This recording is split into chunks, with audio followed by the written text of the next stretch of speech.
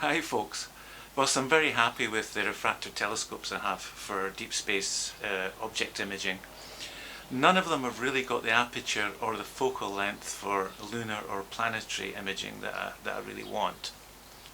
So here's the thing, I thought I'd buy a new scope to address this particular issue. The problem is, which one? Welcome to Astrogadge!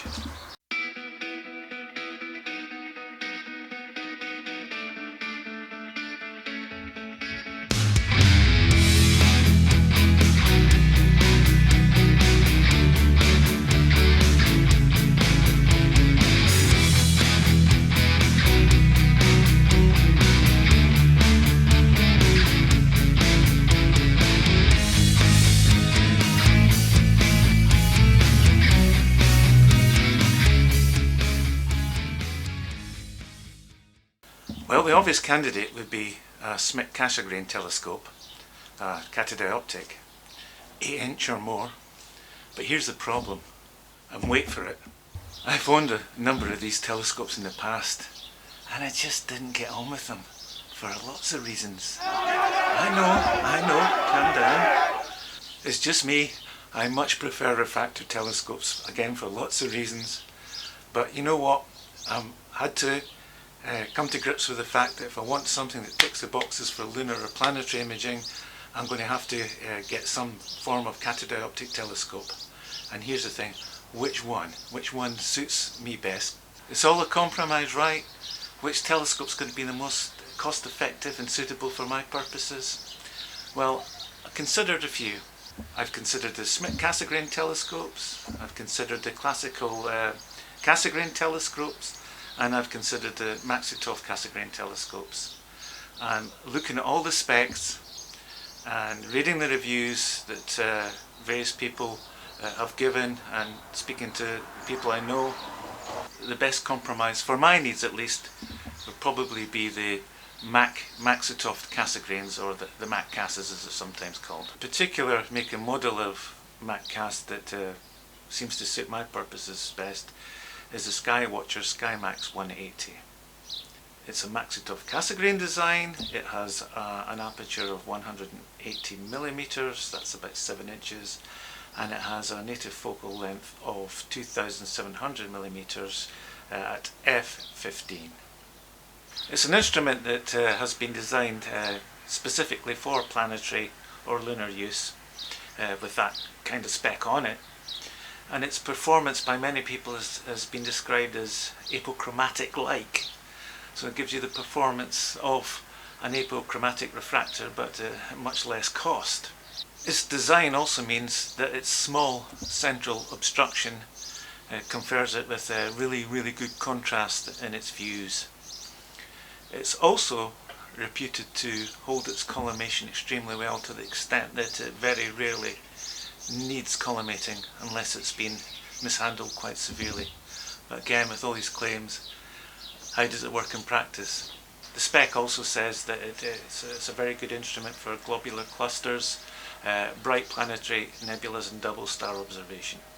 So I may come to regret it, I don't know, but I've gone ahead and ordered one, so it should be arriving in the next few days. So consequently, what I've decided to do is break this video or review, whatever you want to call it, into two parts. The first being I'll look at the telescope when it arrives, what it comes with, my sort of first impressions of it, setting it up, its focusing, so on and so forth. And the second part would be actually using it at first light to give it its first real test on an astronomical object, most likely the moon. It's still continuous twilight here at 55 degrees north, so it might be a few days or even a couple of weeks before I'm able to do that, getting the moon in the right phase and so on and so forth, and even finding a star that I can check the collimation on. When it arrives, let's have a look at the scope, and subsequent to that we'll have a look at it under imaging conditions. Isn't it always terribly exciting to open a nice box of new kit? So let's see what we've got in here. Usual instruction manual. Yeah, okay. And some advertising blurb. again. Okay, so it's pretty well packed. Polystyrene padding there. Put that to one side. And then there is the scope itself. Before I pull that out, let's see what see what exactly comes with it. Okay, again, some packing in here.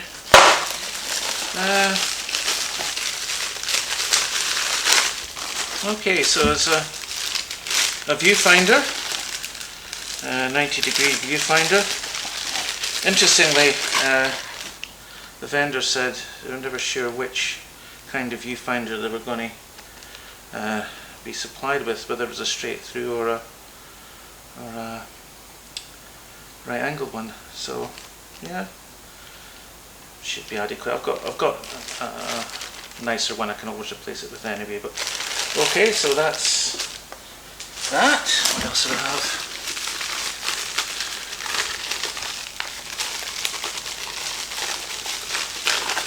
We've got a diagonal.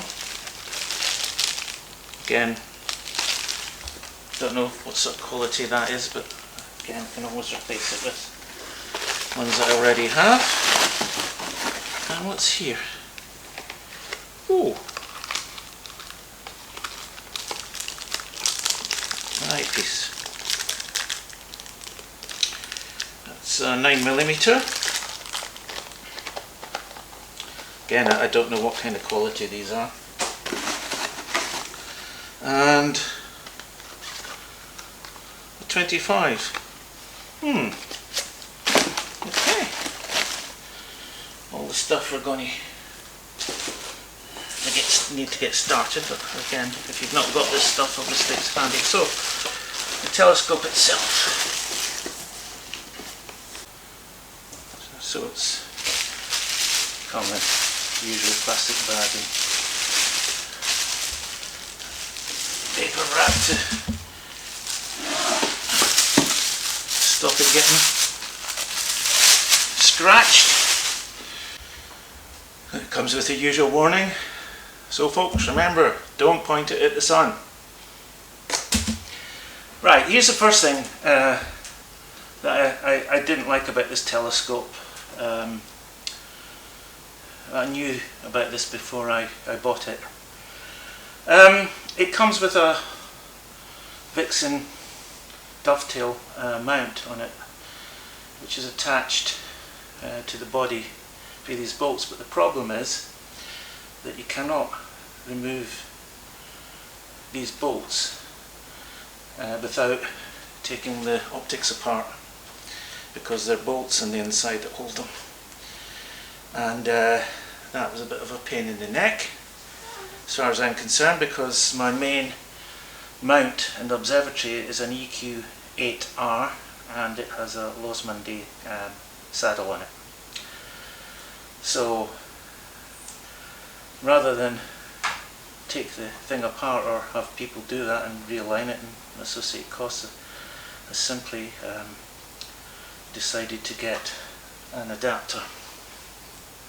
And the adapter here is here. It basically converts the Vixen to Losmandy. That's the theory at least. So that should now fit on a Losmandy saddle. So that's the first fix. The other thing I decided to get for it was a focuser, a crayford focuser. I've had catadioptric telescopes before and they've all suffered from mirror flop, and I suspect this is going to be no different from the reviews I've read of it.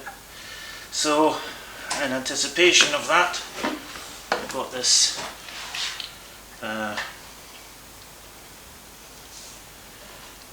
dual speed crayford. Fits onto the thread here. I'm not going to take it off just now, But essentially, on the newer models of the 180, they have a standard SCT thread at the visual back.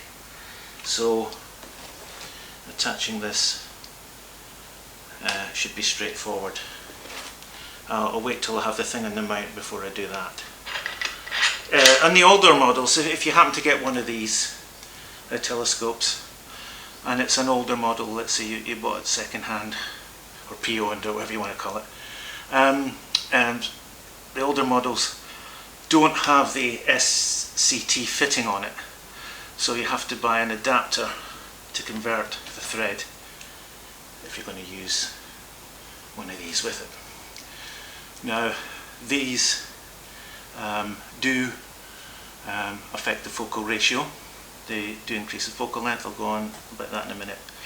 But I think the next step is to put the whole thing on a mount and see what happens there. As soon as there's an open box about, Murphy's all over it.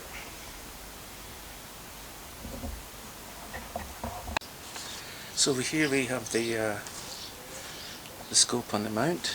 As you can see, it's got the corrector plate here, and it's got the central obstruction, which is only quoted at being about 24% compared to 33% of a typical SCT in this range. Like lots of catadioptric telescopes, the corrector plate acts like a dew magnet. So it's obviously important to get a dew heater and a dew guard to protect the plate. The other thing about this particular type of scope is, again, like many catadioptrics, is that they have quite long cool down times, and this particular model is supposed to have quite a long cool down time. However, it's mitigated in my case because it's either going to be kept in a garage or in the observatory, so it'll be pretty much at ambient temperature, so hopefully the cool down time shouldn't be too long. It has a 180mm diameter, and it's quoted as being 2700mm focal length. We'll come back to that in a minute. As you can see, the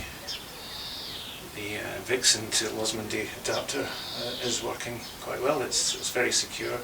Nothing's going to move there. At the back of the scope, there's actually 3 sets of collimation knobs. Now, one of the things that attracted me to this particular telescope was, from the reviews I've read, that it very rarely goes out of collimation. And once it's adjusted properly, which it should have been at the factory, it should generally stay that way unless it's mishandled badly. But time will tell, won't it? Let's see if the hype ends up to be true or not. Another thing that I've had to replaced was the supplied finder scope. The one that came with it, not particularly brilliant. I mean, it's adequate, but it's not particularly great quality, and the adjustments aren't that easy on it. So what I've done is I've used the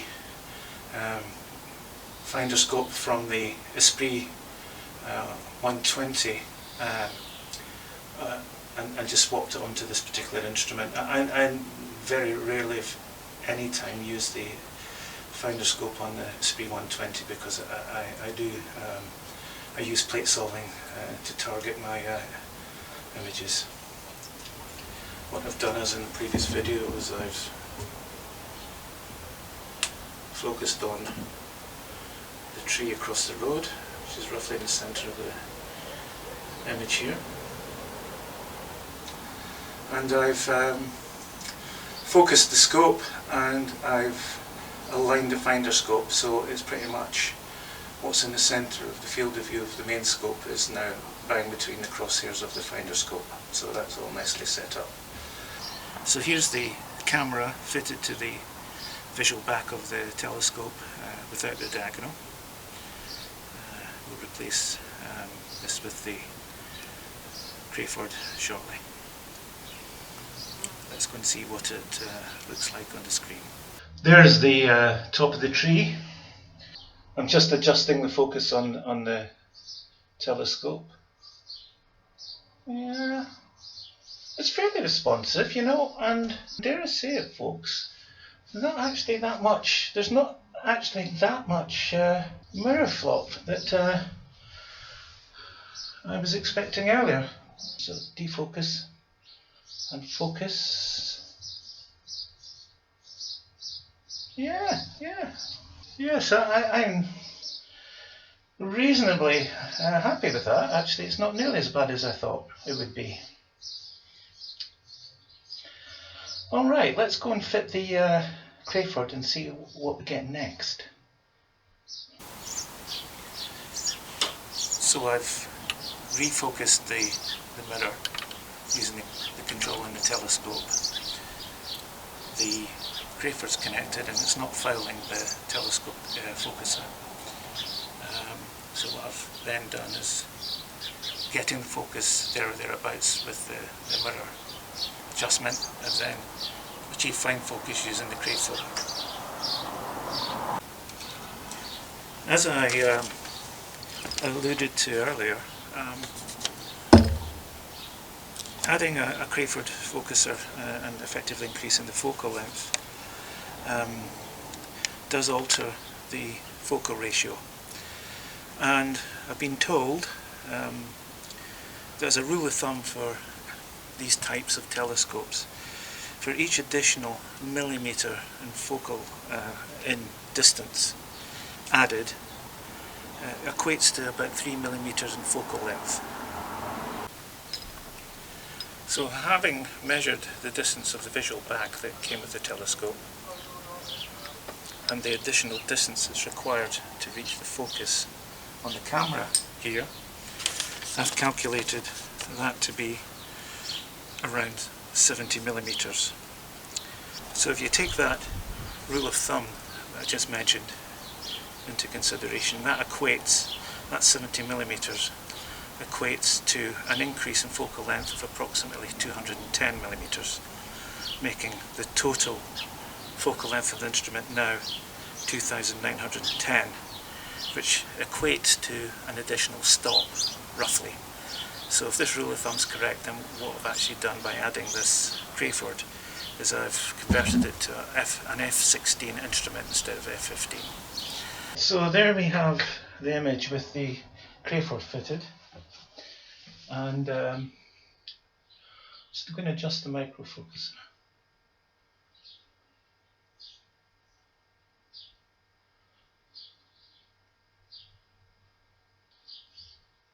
Yeah, so obviously, I've got a lot more fine control over the focus by doing it this way, I would say.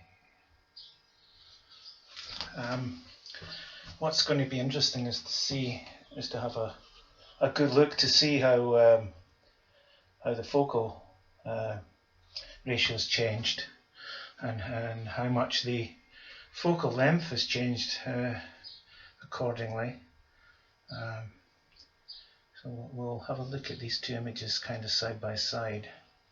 Doesn't look a huge difference at this moment in time, but I would say that the crayford definitely gives you a bit more fine control.